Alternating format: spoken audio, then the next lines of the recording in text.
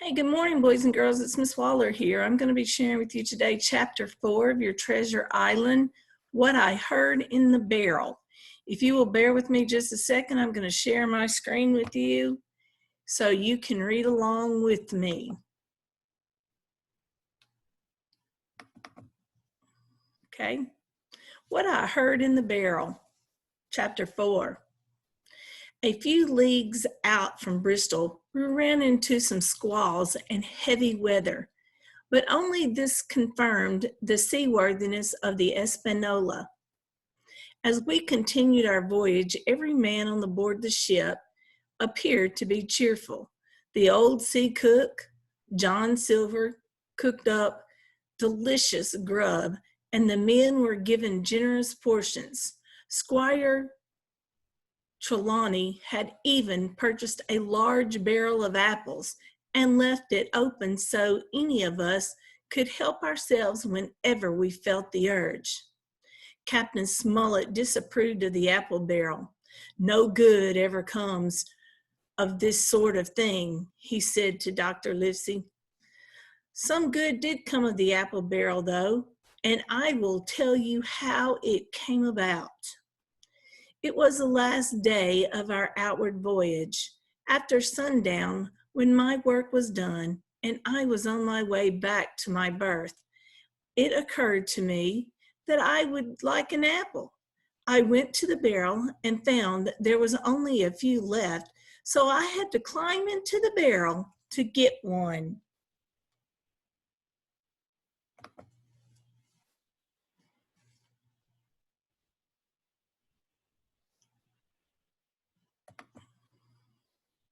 While I was sitting in the barrel, comparing the quality of two apples, several members of the crew arrived. They were talking, and before I heard a dozen words, my mood changed to one of fear and anxiety. You see, their conversation revealed that the lives of all the honest men aboard the Hispaniola depended upon me. "No, not I," said Silver. "Flint was captain and I was part of the crew.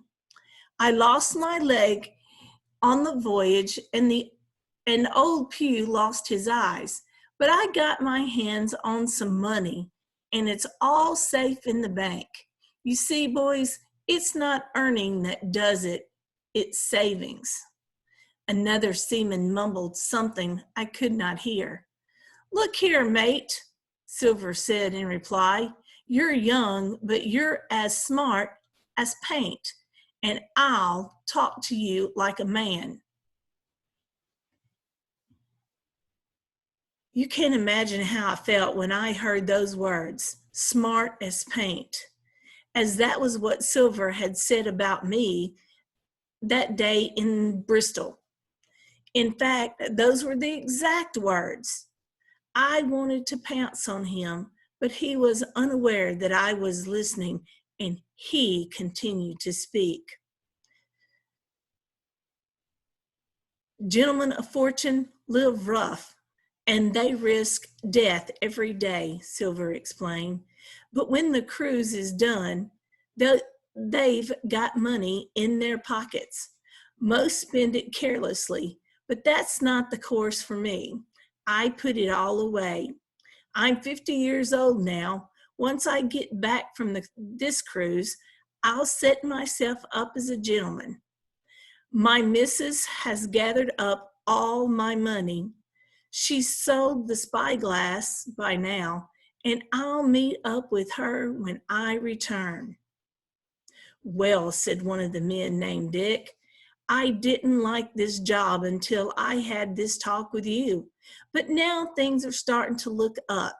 Here's my hand on it, John."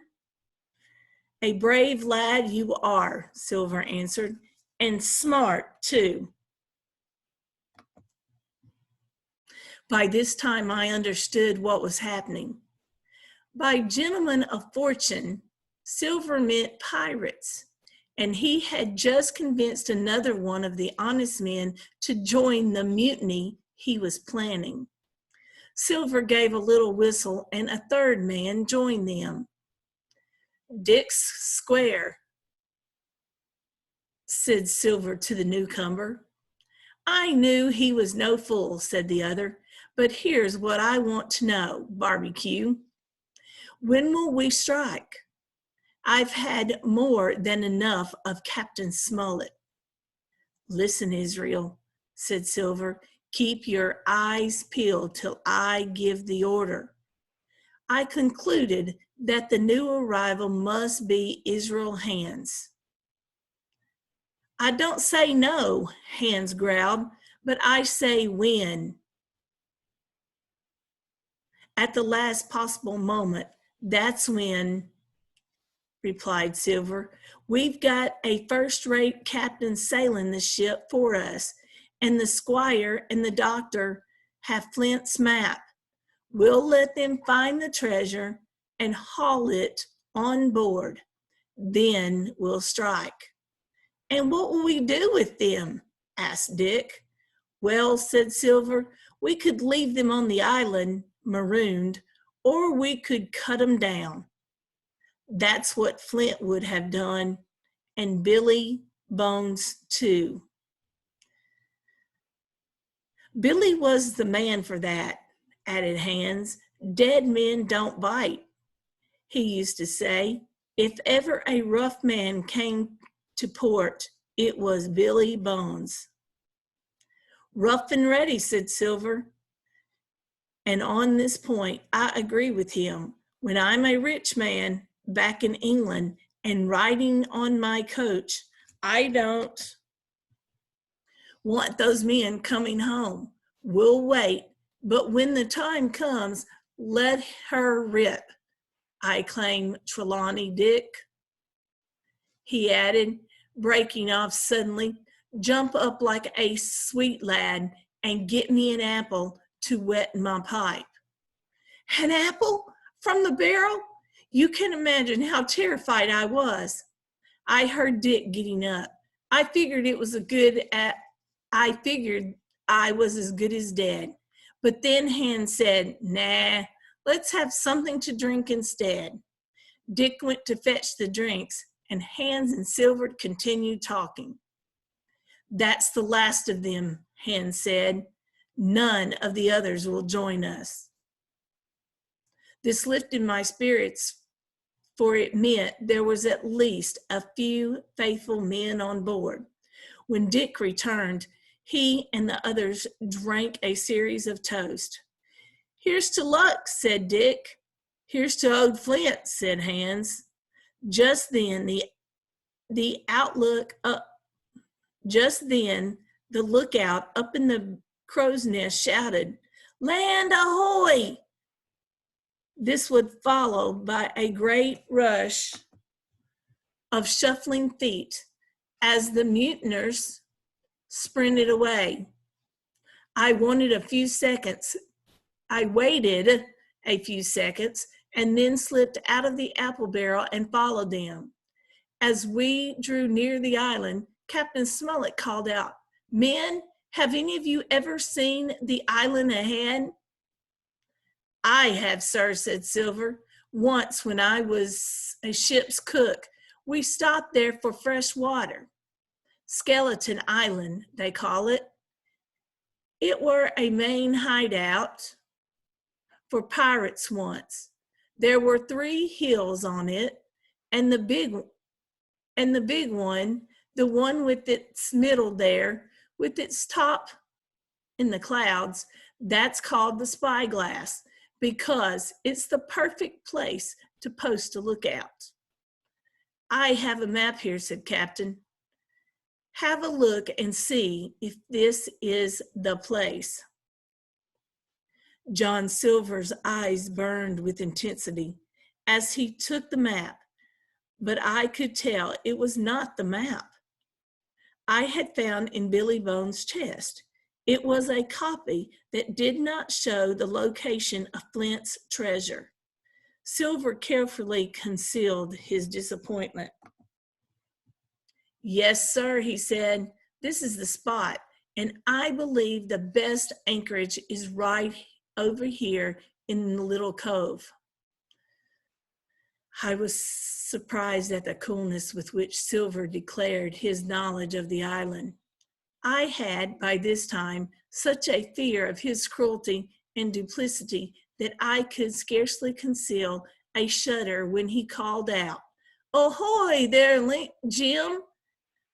and laid his hand on my shoulder. "This island is a sweet spot for a lad," Silver said. "When you want to do a bit of exploring, just ask old John, and I'll fix up a snack for you to take along." After Silver hobbled off, I met with the captain, the doctor, and the squire. I proceeded to tell them everything I had heard. Everyone sat quietly for a few moments until at last the squire broke the silence. "Captain," he said, "I believe I owe you an apology. You were right and I was wrong. I await your orders." "Well," said the captain, "I accept your apology, but now I must present to you my opinion of our current predicament. I see 3 or 4 important points for our consideration. First, we can't turn back. If I give orders to go back, Silver and the others would mutiny at once. Second, if we have some time, at least until the treasure's found. Third, we will come to blows sooner or later. What I propose is that we choose a time to fight when they least expect it.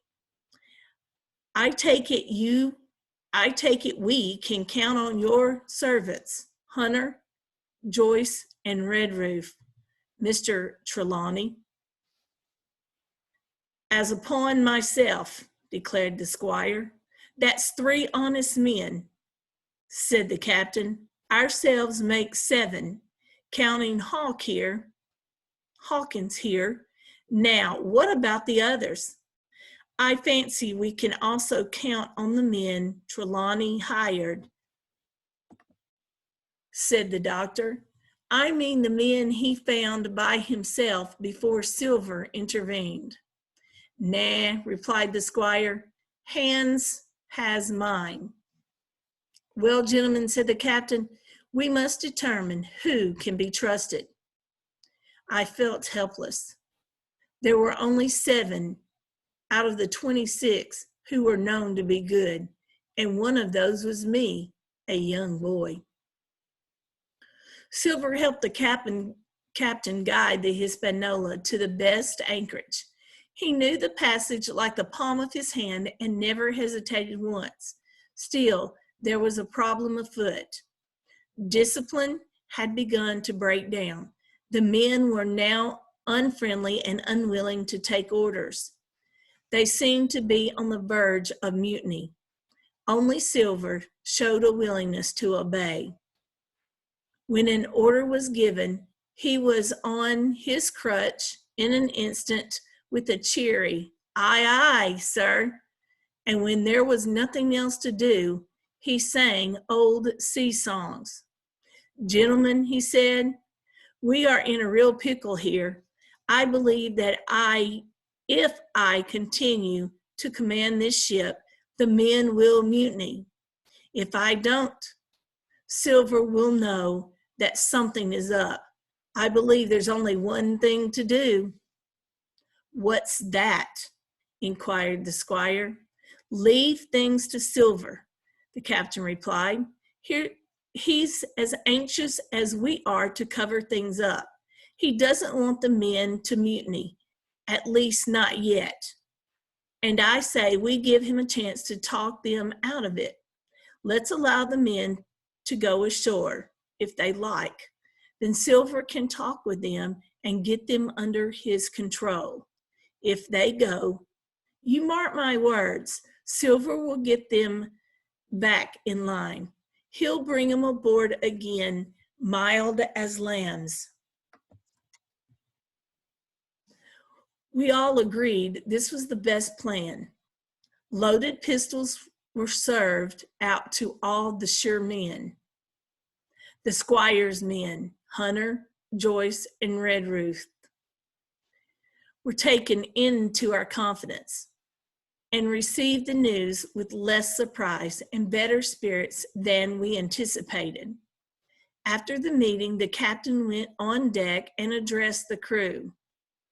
"Lads," said he, "it's hot and we're all tired.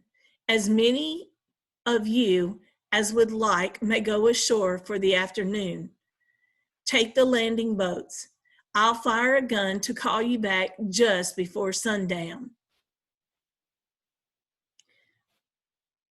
The men must have thought they would trip over treasure as soon as they landed, for their spirits seemed to lift in a moment, and they all gave a cheer.